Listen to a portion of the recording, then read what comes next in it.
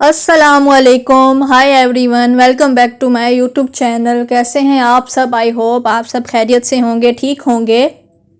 آج کی جو ویڈیو ہے اس کا ٹاپک ہے دماغی کمزوری کا قدرتی علاج۔ دماغ کو صحیح طور پر اعضائے جسمانی کا سرتاج کہا جاتا ہے۔ دنیا کا سارا کاروبار، سائنس کی ترقیات و ایجادات سب دماغ ہی کی مرہون منت ہے۔ جسمانی مشین کا یہ اہم پرزہ جس قدر قیمتی ہے اتنا ہی نازک بھی ہے۔ دماغی محنت کا کام کرنے سے یہ تھک جاتا ہے اور جب اس سے مسلسل کام لیا جائے تو اس پر برا اثر پڑتا ہے اور اس کے ساتھ ہی ہماری صحت بھی متاثر ہوئے بغیر نہیں رہتی۔ زیادہ محنت کا دماغی کام کرنے سے خون کا جو دوران ہے وہ تیز ہو جاتا ہے اور اس طرح دیگر اعضاء کو خون مناسب مقدار میں نہیں پہنچتا۔ دماغی محنت سے پیدا شدہ کمزوری اور دیگر عوارض سے بچنے کے لیے مشہور امریکن ڈاکٹر کیلاگ نے مندرجہ ذیل قدرتی علاج تجویز کیا ہے۔ تو چلیے وہ علاج کیا ہے وہ بھی پڑھتے ہیں۔ پوائنٹ نمبر 1، کوئی دماغی کام خصوصاً لکھنے پڑھنے کا لیٹ کر نہیں کرنا چاہیے، کیونکہ اس سے دماغ پر زیادہ بار پڑنے سے دماغ کمزور ہوتا ہے۔ پوائنٹ نمبر 2، دماغی کام ہمیشہ کھلی روشنی اور ہوادار جگہ پر بیٹھ کے کرنا چاہیے۔ پوائنٹ نمبر 3، ہمیشہ لمبا سانس لینا چاہیے۔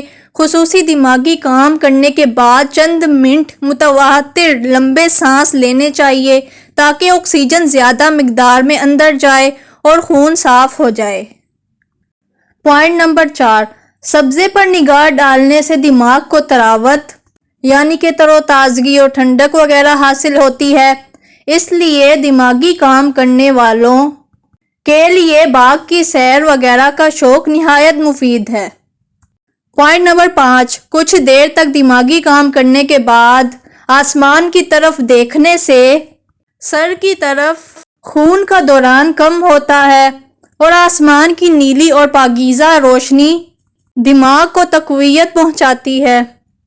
پوائنٹ نمبر 6، جب دماغی کام سے تھکان کا احساس ہو تو کام چھوڑ کر پاؤ سوا پاؤ پانی یا دودھ ایک ایک گھونٹ کر کے پینے سے سر کی جانب خون کا دوران کم ہو جاتا ہے اور دماغ کو فرحت حاصل ہوتی ہے۔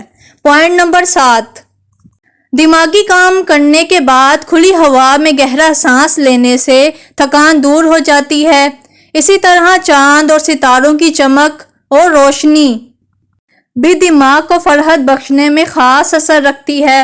پوائنٹ نمبر 8، دماغی محنت سے تھکنے کے بعد کھلی ہوا میں سر کو دونوں ہاتھ سے آہستہ آہستہ ملنا یعنی کہ مساج کرنا، ہیڈ کی مساج کرنا تھکان میں تخفیف دیتا ہے۔ اچھا تو ناظرین، یہ ویڈیو یہیں اختتام ہوتی ہے اور اگر آپ کو میری ویڈیو پسند آئی ہو تو چینل کو سبسکرائب کرنا نہ بھولیے گا۔ دعاؤں میں یاد رکھیے گا۔ اللہ حافظ۔ ملتے ہیں اگلی ویڈیو میں انشاءاللہ۔